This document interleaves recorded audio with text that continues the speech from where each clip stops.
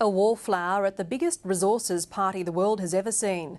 That's the damning assessment of the Northern Territory in the Deloitte Access Economics Business Outlook. It's predicting a bright future, but says current figures on construction, engineering and population growth are dismal.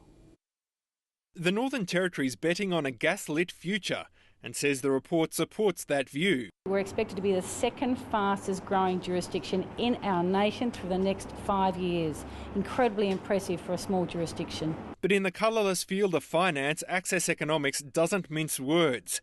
It calls the current situation shocking and says trends in construction and population growth are dismal.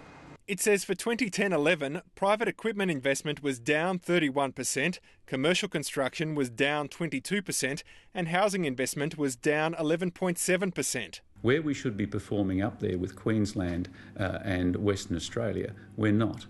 We've missed that boat. The government's blaming the global financial crisis. We were coming off some boom projects and you had, of course, the global financial crisis hit where the money in the private sector investment just dried up. The opposition is blaming the Waterfront project for overheating the economy when times were good and high-rise apartment buildings were popping up all over Darwin. But the problem with the Waterfront is that it competed with the private sector and should have been built a few years later. Look, are they for real?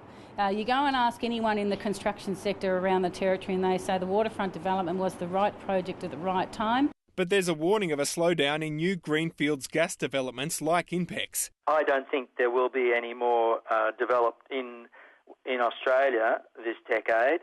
And there's no guarantee that the high-wage, high-cost local gas industry can compete for future export contracts with much cheaper projects in the pipeline from Mozambique and the US.